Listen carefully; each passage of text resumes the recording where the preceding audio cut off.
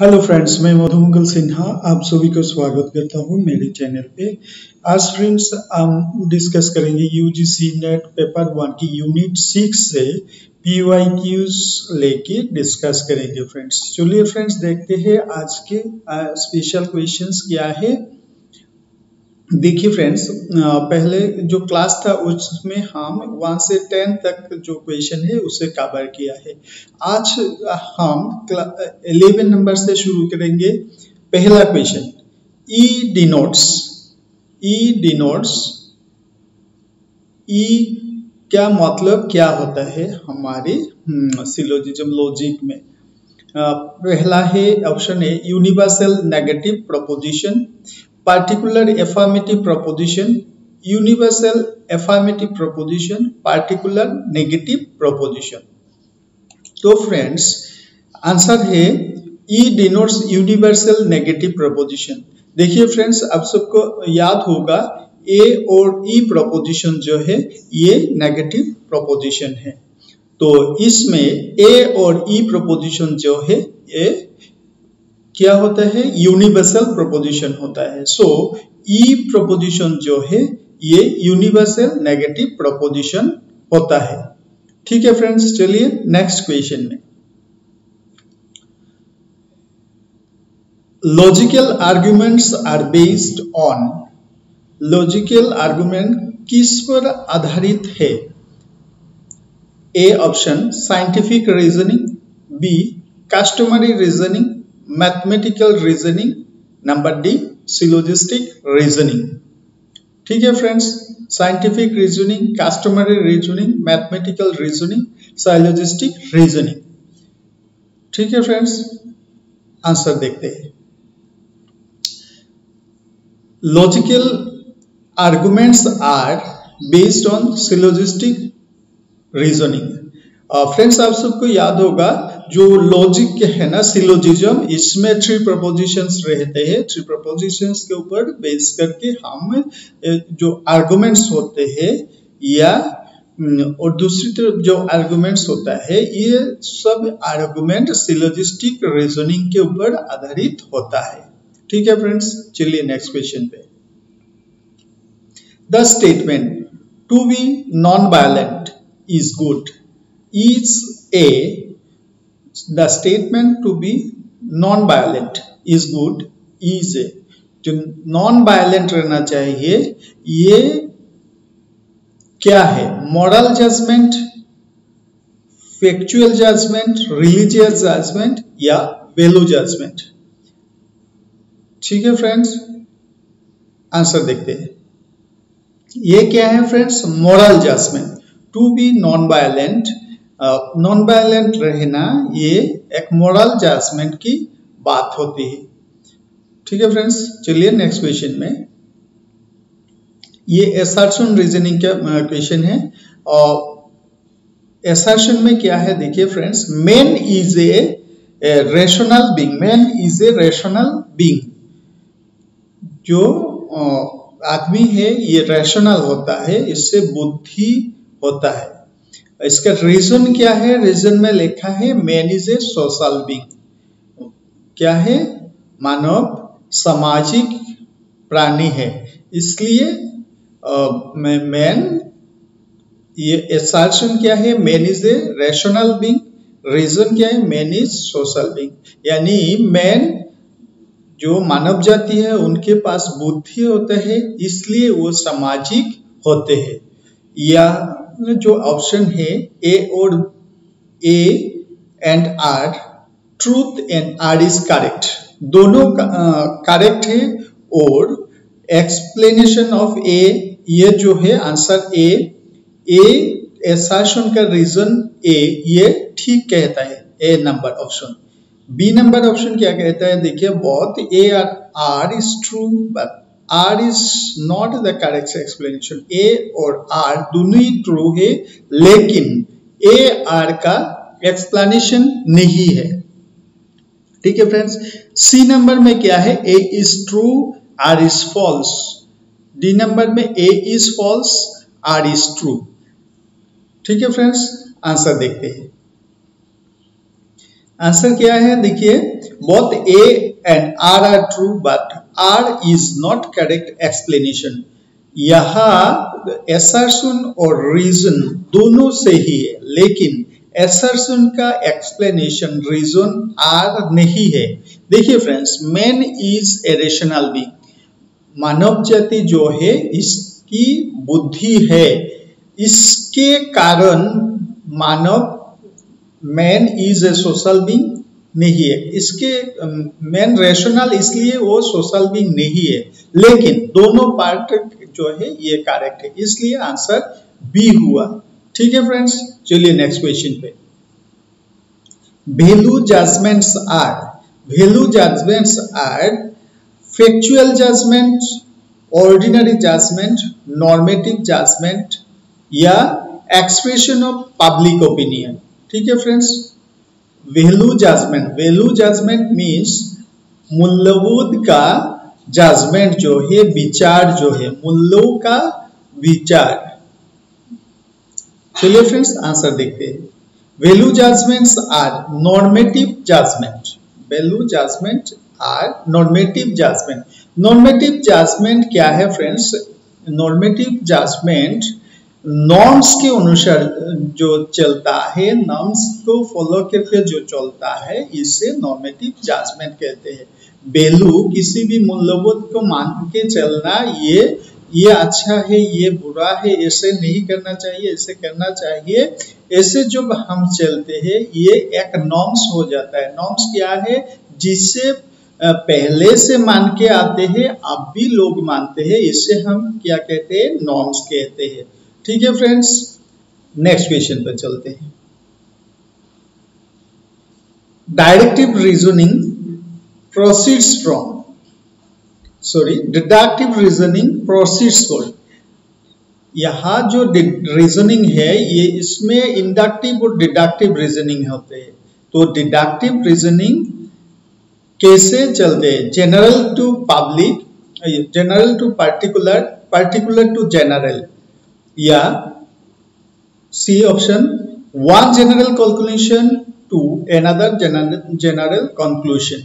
Number D, one particular conclusion to another particular conclusion.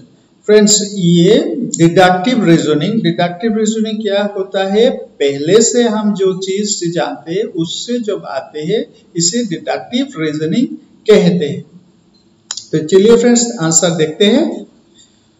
Answer है general to particular. Deductive reasoning proceeds from general to particular. यह friends मैं इस बात को एक एग्जाम्पल के तौर पे समझाने की कोशिश करूंगा। देखिए फ्रेंड्स, हम जब कहते हैं ऑल मैन इज मॉर्टल, सब जो मानव है ये आज मॉर्टल, वो मॉर्टल है, तो इस जो प्रोपोजिशन से हम जो कहते हैं Ram is a man, and conclusion में आके जब हम बोलते हैं राम इज मॉर्टल, तो इस टाइप का जो रीजनिंग है ये डिडक्टिव रीजनिंग होता है। पहले से हम जब जानते हुए जो जनरल चीजों को हम जानते हैं, इसके बाद हम पर्टिकुलर चीजों को एक्सेप्ट करते हैं, इसे कहते हैं डिडक्टिव रीजनिंग। सो डिडक्टिव रीजनिंग में क्या होता है फ्रेंड्स? जनरल चीजों से हम पर्टिकुलर चीजों में आते हैं। ठीक है फ्रेंड्स, चलते हैं नेक्स्ट क्वेश्चन पे।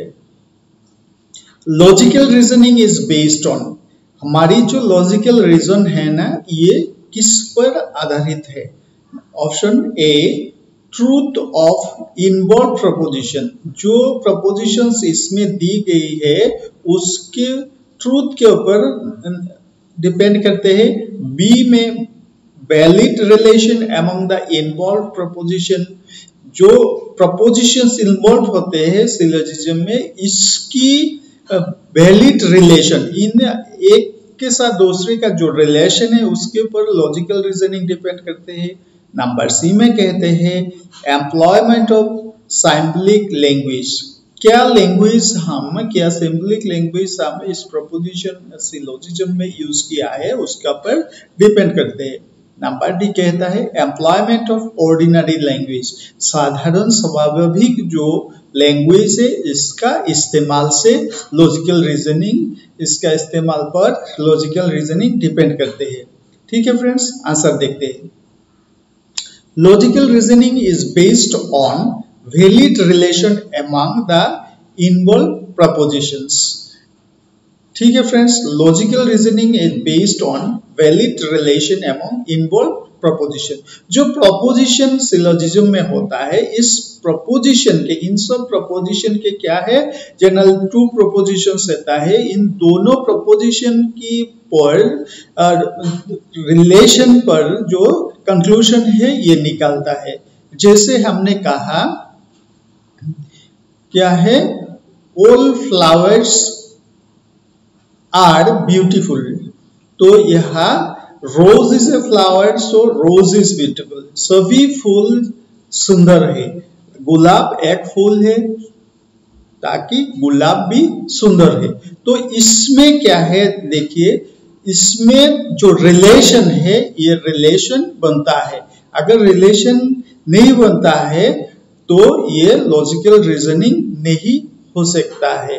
इसमें रिलेशन बनाने के लिए क्या होता है फ्रेंड्स, इसमें 3 टर्म्स होता है। क्या है, मेजर टर्म होता है, माइनर टर्म और कोपुला या मिडिल टर्म होता है। तो इन जो कोपुला है, मेजर और माइनर टर्म के बीच में क्या है, रिलेशन को बिल्ड अप करते हैं। ठीक है फ्रेंड्स, तो क्या हुआ, logical reasoning is based on valid relation among the involve preposition. ठीक है फ्रेंड्स, चलिए नेक्स्ट क्वेश्चन पे। Two particular propositions with the same subject and predicate terms but different in quality are two particular propositions। समझिए friends question को, two particular proposition, दो particular proposition। particular proposition क्या होते हैं फ्रेंड्स, particular proposition I और O, ये दोनों क्या है, particular proposition होते हैं। with same subject, इन दोनों को अगर सेम सब्जेक्ट और प्रेडिकेट होता है, but different in quantity, quality के पर डिफरेंस होता है। क्वालिटी पर डिफरेंस क्यों होता है, एक आई प्रपोजिशन है, दूसरा ओ प्रपोजिशन है, इसलिए डिफरेंस है। इस टाइप का जो डिफरेंस है इसे क्या कहते हैं, शॉर्ट में क्या है फ्रेंड्स, देखिए आई एंड ओ प्रपोजिशन के बीच में जो रिलेशन है इसे यहाँ क्वेश्चन की गई, इसे पूछा गया है, लेकिन लैंग्वेज में थोड़ा क्या है, बाहर है। देखिए, two particular propositions with the same subject and predicate terms but difference in quality are, क्या होगा, तो इस दोनों को डिफरेंस, जो आई एंड ओ प्रपोजिशन के बीच में जो रिलेशन है इसे हम क्या कहेंगे। फ्रेंड्स एक बार याद करने की कोशिश कीजिए, स्क्वायर प्रपोजिशंस की क्या है, ए ई आई ओ होता है, तो ए ई कॉन्ट्ररी होता है, नीचे वाला जो है ये सब कॉन्ट्ररी होता है। इसमें क्या है, साइड में ई और ओ के बीच में सब अल्टरनेशन होता है। तो देखिए इसमें क्या हो सकता है, चलिए आंसर देखते हैं। सब कॉन्ट्ररी रिलेशन को हम क्या कहेंगे, subcontrary. The particular proposition with same subjects and predicates term but difference in quality are subcontrary. ठीक है फ्रेंड्स, सब कॉन्ट्ररी रिलेशन होता है। चलिए नेक्स्ट क्वेश्चन पे। The premises of a valid deductive argument, एक valid deductive argument की premises क्या होते हैं, provide some evidence for its conclusion. इसमें कंक्लूजन, इसमें सिद्धांत की जो एविडेंस प्रेमिसेस में होते हैं। The premises of valid arguments, valid argument के जो प्रेमिसेस है उसमें सिद्धांत की प्रोवाइड सम एविडेंस, सिद्धांत की कुछ एविडेंस होता है। नंबर बी क्या है, provide no evidence for its conclusion. Conclusion के लिए प्रेमिसेस में, डिडक्टिव आर्गुमेंट की कंक्लूजन के लिए प्रेमिसेस में कोई एविडेंस नहीं रहता है, बी कहता है। नंबर सी क्या कहता है, are relevant for its conclusion. क्या है जो प्रेमिसेस है, प्रेमिसेस ऑफ वैलिड आर्गुमेंट, ये क्या है रिलीवेंट फॉर इट्स कंक्लूजन। ये कंक्लूजन के लिए प्रेमिसेस जो है डिडक्टिव आर्गुमेंट की, ये इसकी कंक्लूजन के लिए क्या होता है रिलीवेंट होता है। नंबर डी देखिए फ्रेंड्स, नंबर डी में क्या provide conclusive evidence for its conclusion. Provide conclusive evidence for its conclusion. Conclusion के लिए वैलिड डिडक्टिव आर्गुमेंट की जो प्रेमिसेस है इसमें क्या है कंक्लूसिव होता है, उसमें रहता है क्या कंक्लूजन रहता है। ठीक है फ्रेंड्स, चलिए अब आंसर देखते हैं। The premises of a valid deductive argument provide conclusive evidence. इसमें एविडेंस रहता है, क्या है जो प्रेमिसेस से वैलिड डिडक्टिव आर्गुमेंट की जो प्रेमिसेस है फ्रेंड्स, उसमें क्या है कंक्लूजन का एविडेंस रहता है। क्या provide conclusive evidence for its conclusion. ठीक है friends, next number syllogistic reasoning. In syllogistic reasoning क्या है डिडक्टिव, इंडक्टिव, एक्सपेरिमेंटल और हाइपोथेटिकल। ठीक है फ्रेंड्स, ये इजी है। Syllogistic reasoning is deductive, inductive, experimental and hypothetical. क्या होगा फ्रेंड्स, ठीक है आंसर देखते हैं। Syllogistic reasoning is deductive. Syllogistic reasoning जो होता है फ्रेंड्स ये डिडक्टिव ही होता है, क्योंकि पहले जो प्रपोजिशन होता है उससे दूसरे प्रपोजिशन का रिलेशन रहता है, उनसे डिडक्ट होके जो कंक्लूजन में हम आते हैं, कंक्लूजन मिलते हैं। ठीक है फ्रेंड्स, तो आज की क्लास में बस इतना ही। नेक्स्ट क्लास में हम लोग और इम्पोर्टेंट क्वेश्चन को लेकर डिस्कस करेंगे। तब तक के लिए पढ़ते रहिए, अच्छा रहिए, take care, bye bye. Please like, share and subscribe my channel. Thank you.